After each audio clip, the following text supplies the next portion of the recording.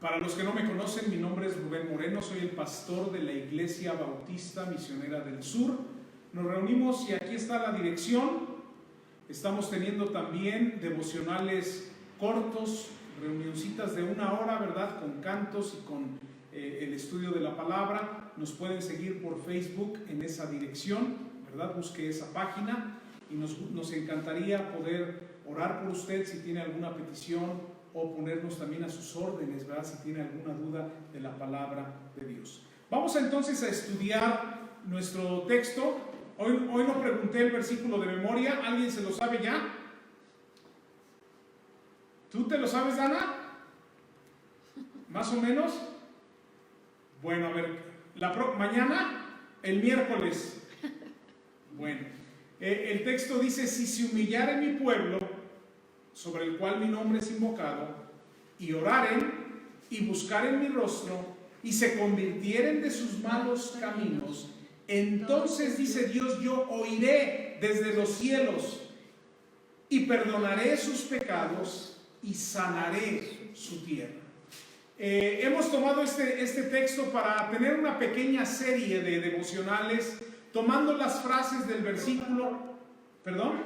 Perdón, pastor, ¿ese es Isaías? ¿Qué número? Es Segundo de Crónicas 7, 14 y 15, ¿verdad? Segundo de Crónicas 7, 14 y 15. Nada más lo dijimos así, no dimos la cita.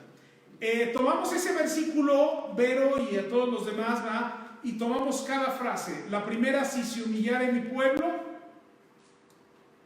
sobre el cual mi nombre es invocado, si se humillare mi pueblo, y hablamos del rey Roboam. Lo dividimos en 2 devocionales, ¿sí se acuerda? Después hablamos de oraren. ¿Alguien se acordará de qué rey hablamos en oraren? ¿Nadie? Oraren. El rey Asa. ¿Sí se acuerdan? Y entonces hablamos de oraren, ¿verdad? El tercer devocional o tercer tema fue buscar en mi rostro, ¿verdad?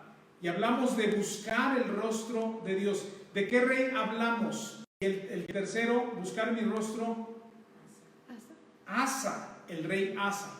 Entonces, Roboam, Josafat, Asa.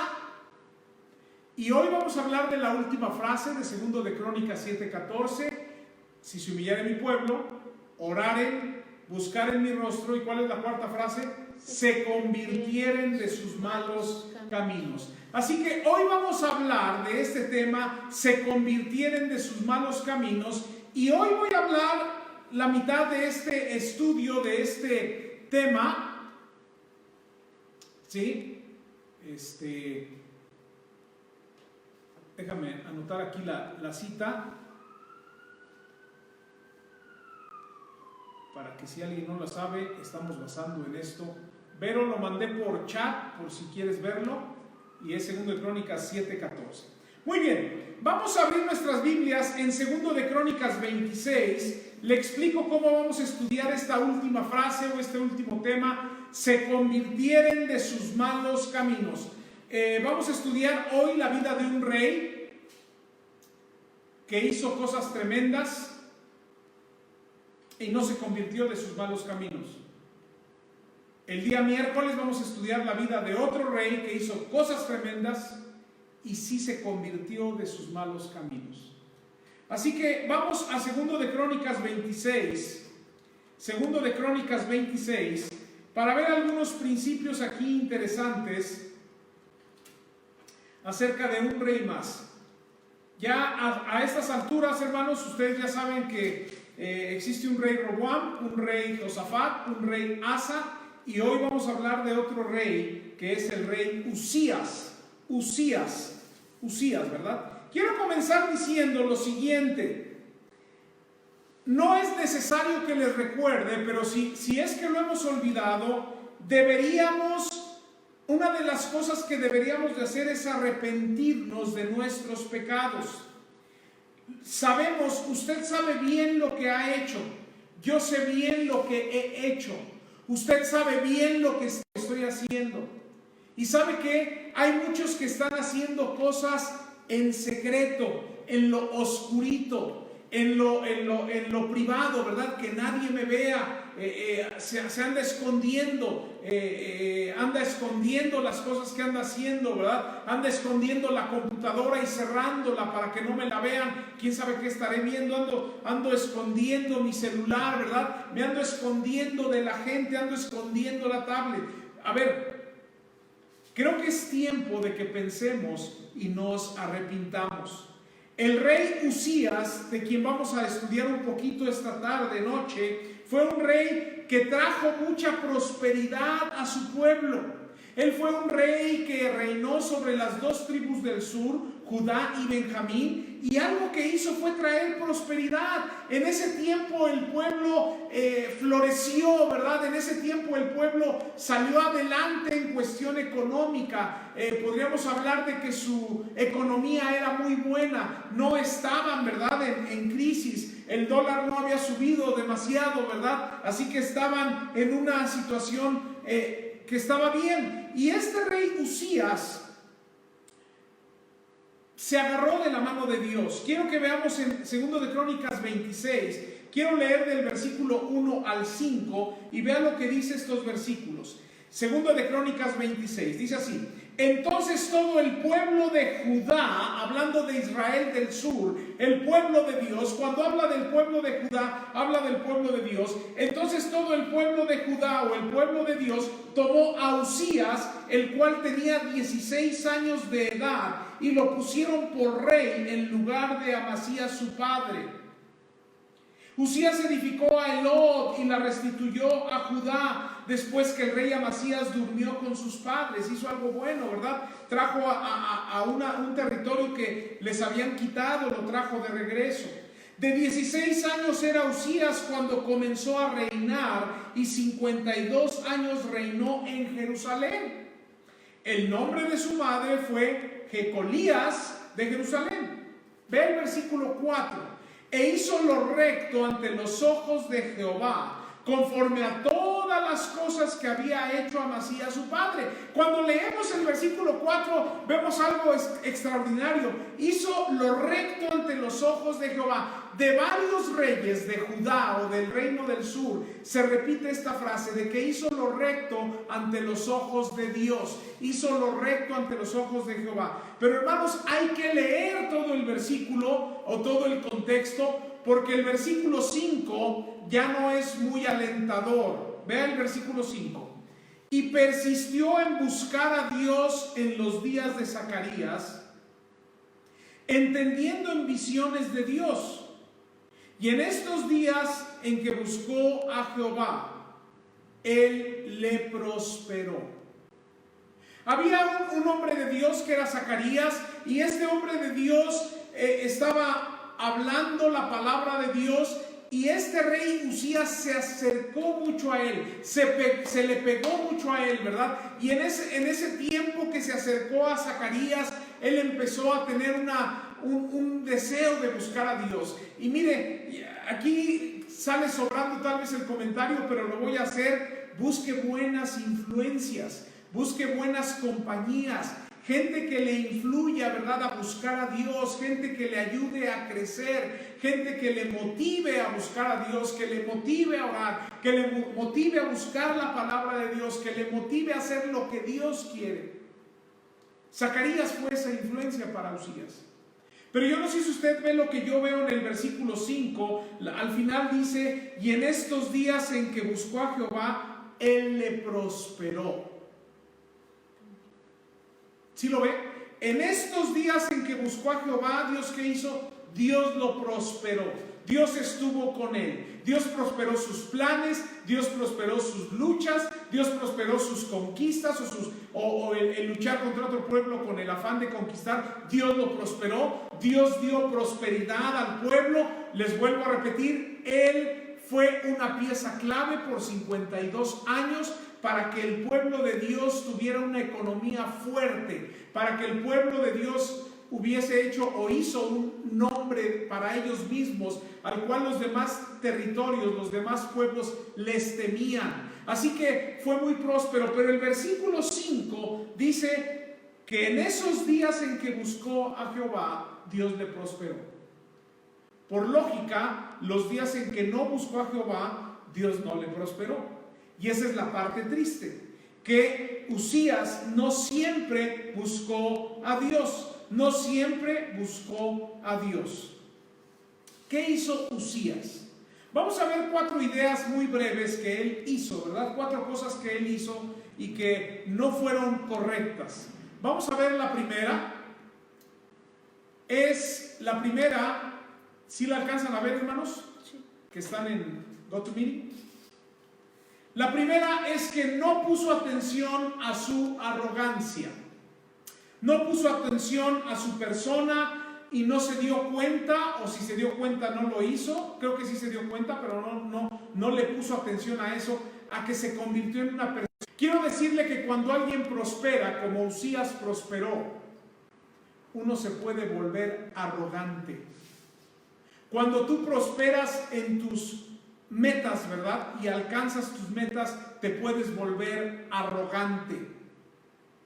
Llegas a tener una actitud como el puedo hacer lo que yo quiera, porque tengo los medios, porque tengo la capacidad.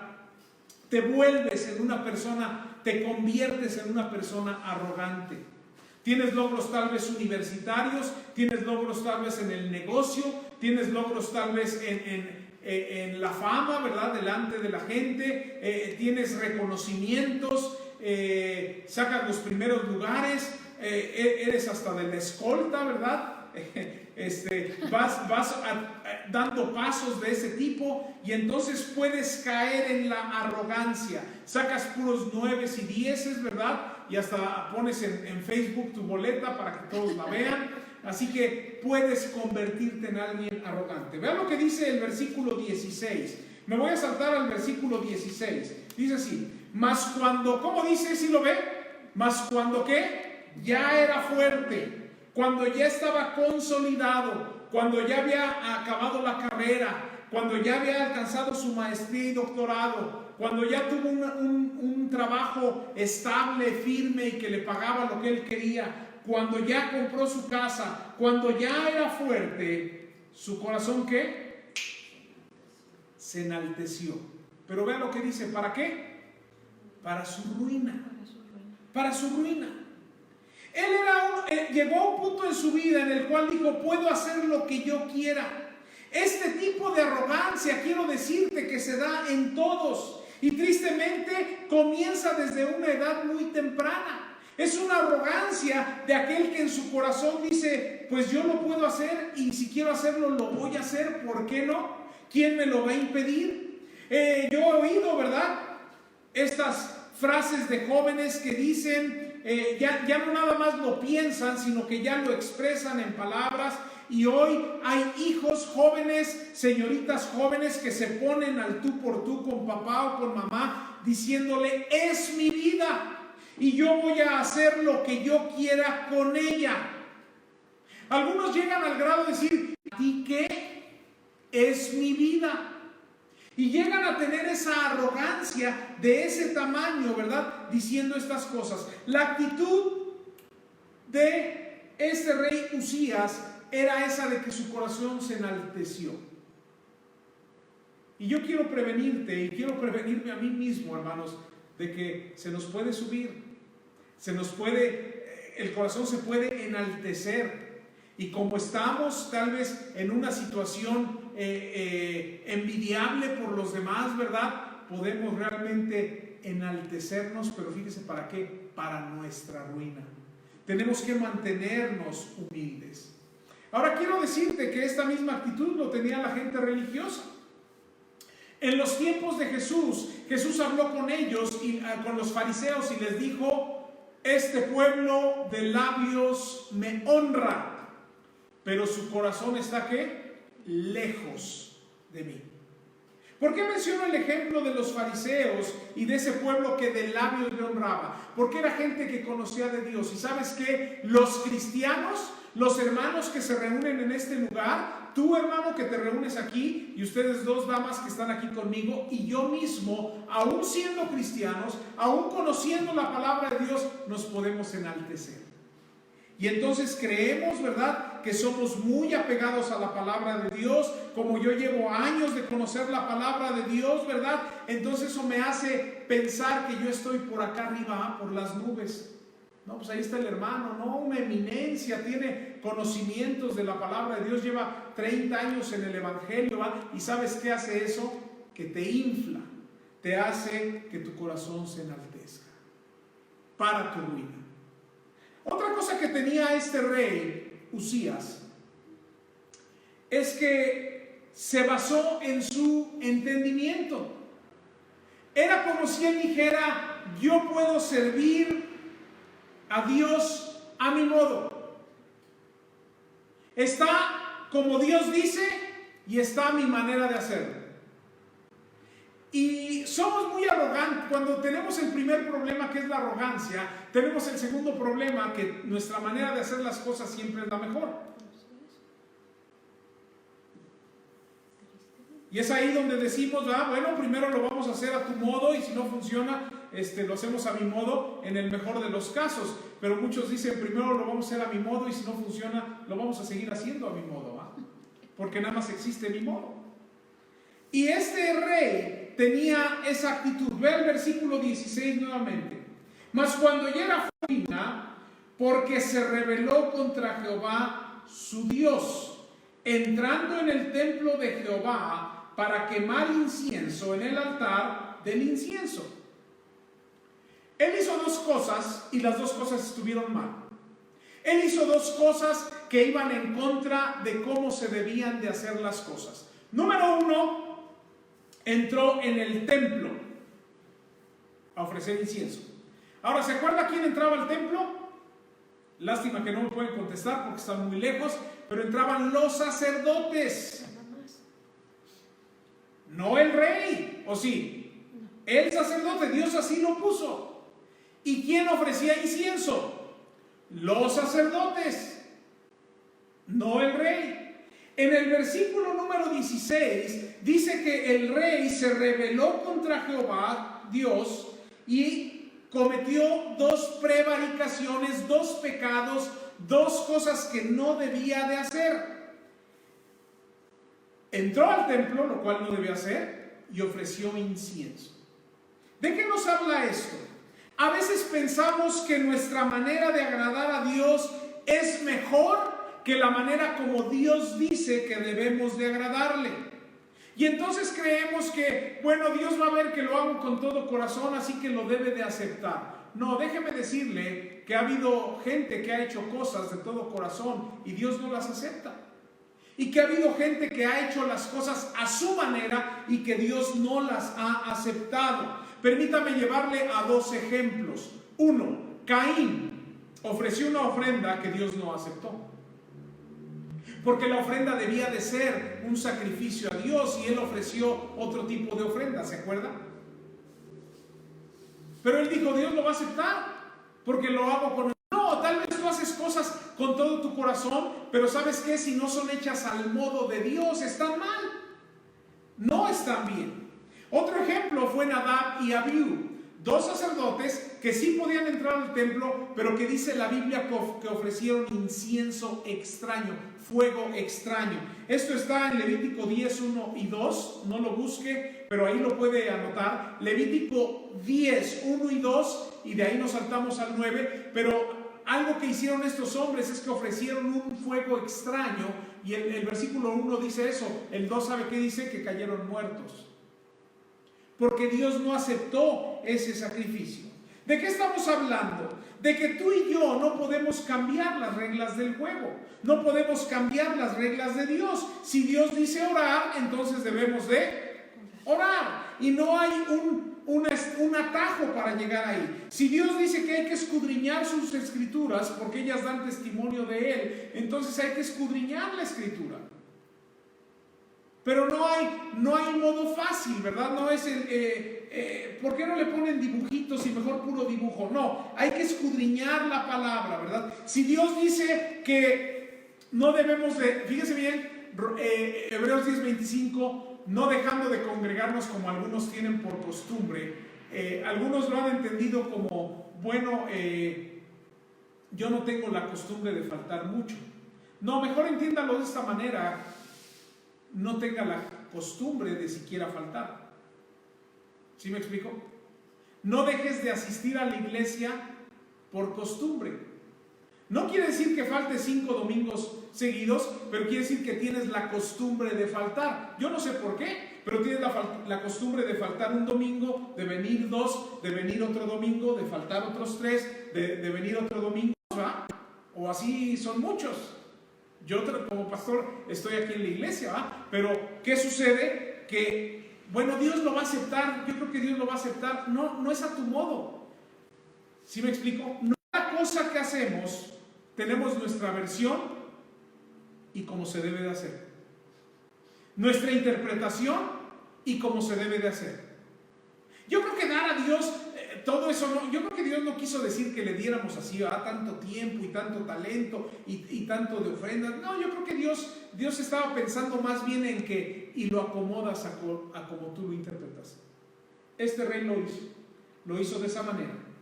De hecho, vea los siguientes versículos, el versículo 17. Y entró tras él el sacerdote Azarías, y con él 80 sacerdotes de Jehová, varones valientes, versículo 18, y se pusieron contra el rey Usías y le dijeron: no te corresponde a ti, oh Usías, el quemar incienso a Jehová, sino a los sacerdotes, hijos de Aarón, que son consagrados para quemarlo. Sal y no te será para gloria delante de Jehová Dios. Se juntó un hombre de Dios y otros 80 a reconvenirle, a decir: lo que estás haciendo está mal, no es a tu manera, no es como tú lo interpretes, no es de acuerdo a tu versión, es de acuerdo a la palabra de Dios. Y entonces ahí vemos otro problema, fíjense bien. Siguió en su soberbia. Y es como si él dijera esta frase: no me importa lo que Dios u otros digan. Dios no le gustó eso, no me interesa. A 80 sacerdotes no les gustó, no me interesa. Acuérdense, leímos 2 versículos que habla de que Azarías y estos 80 sacerdotes, 80 más, fueron a decirle: está mal lo que estás haciendo. No te toca a ti hacer eso. Fueron a reconvenirle, fueron a exhortarle, fueron a prevenirle, fueron a detenerlo en lo que estaba haciendo. Pero vea su reacción, versículo 19. Vea. Entonces Usías, teniendo en la mano un incensario para ofrecer incienso, se llenó de ira. Y en su ira contra los sacerdotes, los 80, la lepra le brotó en la frente, delante de los sacerdotes en la casa de Jehová, junto al altar del incienso. Yo no sé usted, pero si yo cometo una falta, y creo que usted también tendría esa actitud, y 80 personas vienen y le dicen: creo que no estuvo bien lo que hiciste, tal vez usted y yo tendríamos, tal vez, espero, la actitud de decir: pues lo siento, si sí estuvo mal, lo siento. Lo que hizo Usías sí estuvo mal, porque él sabía bien que no podía entrar al templo y que no podía ofrecer ese incienso. Pero vienen y le recuerdan 81 personas que no era correcto, y él se enoja. Él, en lugar de decir: tienen razón, voy a pedir perdón a Dios, la regué, tengo que ir y pedirle perdón a Dios, he hecho las cosas a mi manera y las tuve que haber hecho a la manera de Dios, se enojó y se enojó contra todos estos hombres de Dios. Es como decir: mire, no me importa lo que ustedes digan, no me importa lo que Dios dice. En un arranque de ira combinado con soberbia, hacemos cosas horrendas. En un arranque de ira y enojo, con nuestra soberbia, usted y yo nos convertimos en unos monstruos. En un arranque de ira podemos causar mucho daño. La actitud no es alimentar y retener el pecado, no es justificar lo que acabo de hacer, sino reconocer mi pecado, confesarlo delante de Dios, pedir perdón y arrepentirnos. Por eso el tema se llama si se convirtieren de sus malos caminos, porque este hombre debió haberse vuelto de su mal camino, se debió haber convertido de su mal camino y no lo hizo. Siguió en su soberbia.